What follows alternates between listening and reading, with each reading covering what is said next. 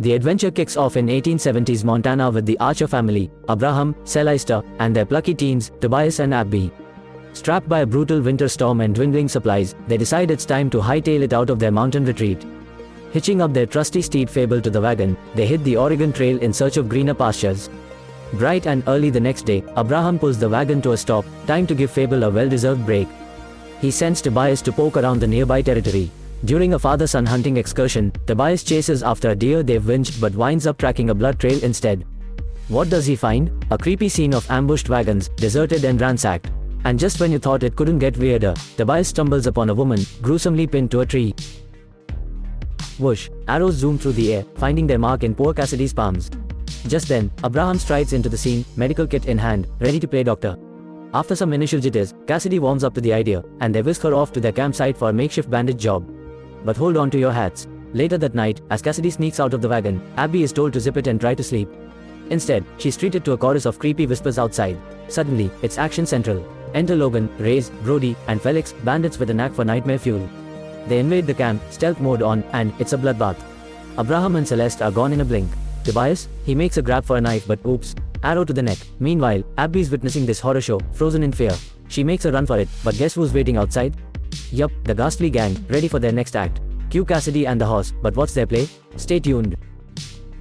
In a ghostly town dominated by a ruthless gang, Abby finds herself a captive, shackled and desperate for freedom. Late one night, she summons her courage and shatters a window, only to be caught red-handed by Cassidy. Plot twist: Cassidy coolly informs her that compliance is her only ticket to safety. But oh, the irony. It turns out Cassidy is but a puppet in Logan's dastardly plot, used as bait to attract unsuspecting travelers, whom the gang then mercilessly robs and eliminates. Abby's heart sinks as she pieces together that Cassidy was the Judas at their camp. Struggling with the weight of survival guilt, she bears the burden of being the last one standing. Come morning, we pivot to Reys, who's casually crafting arrowheads from a unique mold, all the while handling molten metal, gloveless. Brody's curiosity peaks, aren't you in, like, incredible pain? Nonchalantly, Reys reveals his secret superpower: he's immune to pain. Meanwhile, Logan lurks ominously in the background, plotting his next heinous act. Just as things are heating up, orders fly and Brody is tasked with getting Abby geared up for an action-packed hunt. But our rebel Abby isn't having it. She's secretly working an angle, trying to slice through her ties with a shard of glass.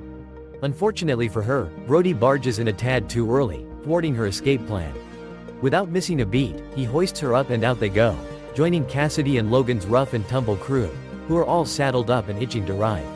Abby puts up quite the fight, but these guys are persistent, strapping her to a horse as they kick off their journey.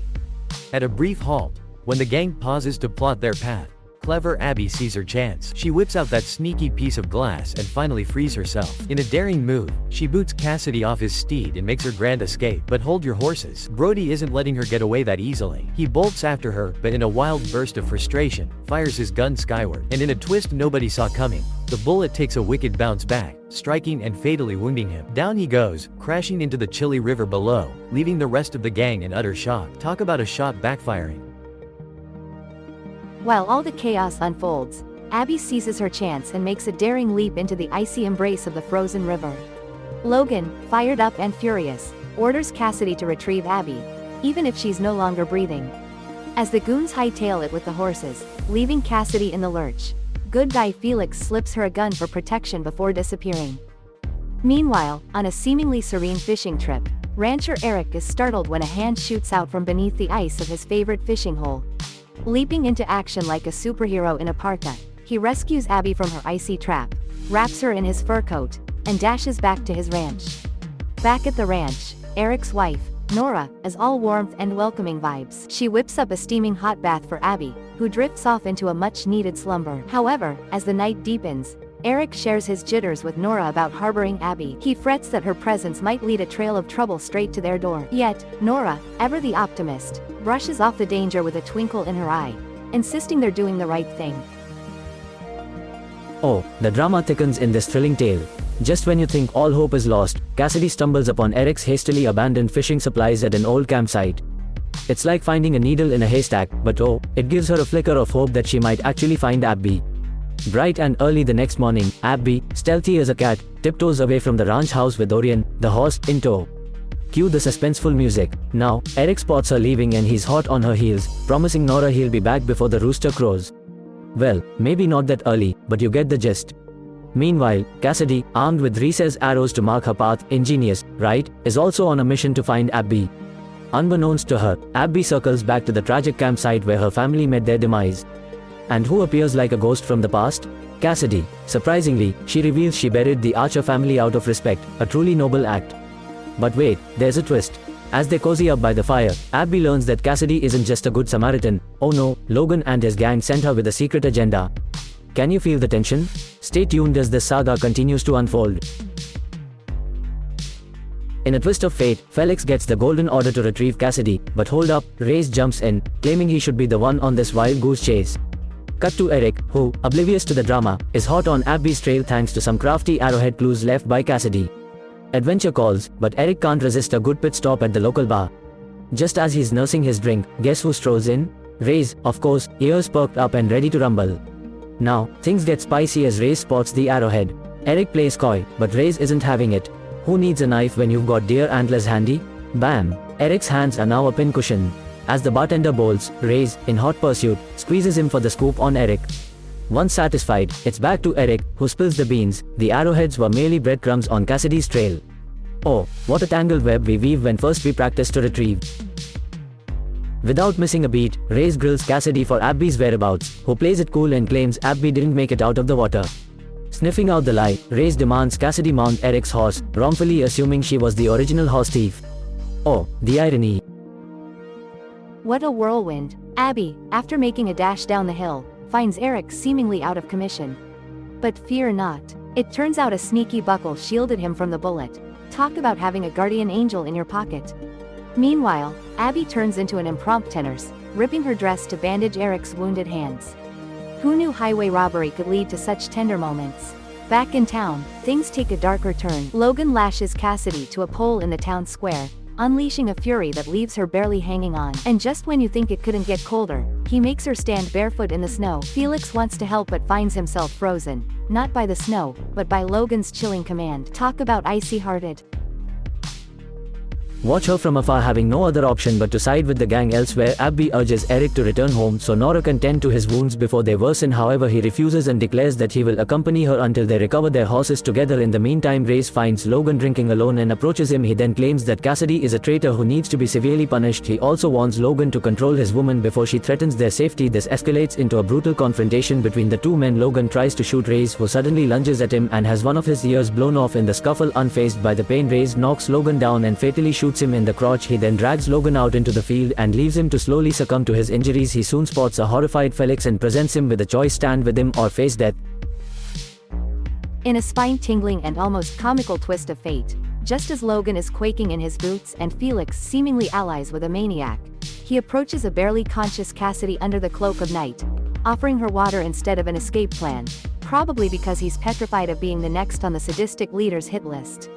Meanwhile, our heroes, Abby and Eric, make their grand entrance at the town gates.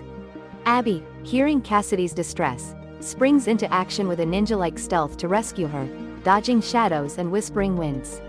Just as she's about to free Cassidy from her cold, cruel bindings, who pops up? Felix, the recent sidekick of terror, surprisingly flipping the script, slips Abby a knife. Is it a trap, or has Felix found his conscience at the bottom of his fear-filled heart? Stay tuned as the plot thickens. In a whirlwind of heroic fervor, Felix frees Cassidy just in the nick of time, hoisting her over his shoulder and sprinting for the gate. Not to be outdone, Abby gallops into action, charging at Reys like a medieval knight, giving Felix the crucial seconds needed to whisk Cassidy to safety. But wait, there's still Orion, locked up and looking quite miserable. Abby's ready to mount a rescue, but Eric, ever the pragmatist, urges a speedy retreat.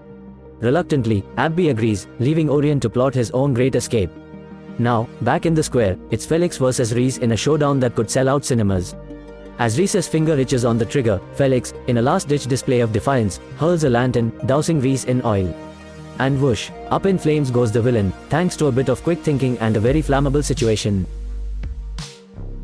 In a harrowing turn of events, just as Felix tragically bleeds out amid flaming chaos, we cut to a new scene.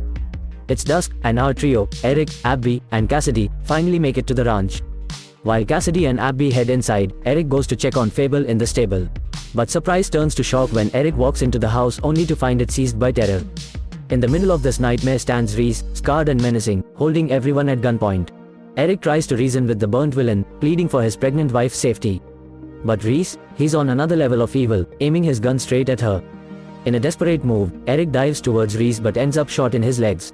The women's screams fill the room as Eric hits the floor, and Reese, well, he's just basking in the agony he's caused.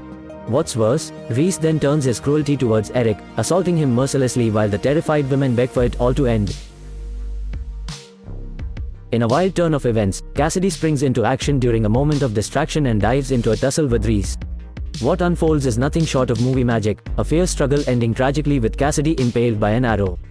Yet, in a final, jaw-dropping twist of fate, she summons all her might to drag herself and Reese, sealing their fates together with the same fatal arrow. Flash forward a few months, and we're at a bittersweet scene where Abby, heartbroken yet resilient, decides to stay on the ranch. She lovingly buries Cassidy and her family nearby, creating a sanctuary of memories. Meanwhile, life blossoms anew as Eric and Nora celebrate the birth of their daughter, whom they fittingly name Cassie, a touching nod to their cherished friend. What a rollercoaster of emotions, right?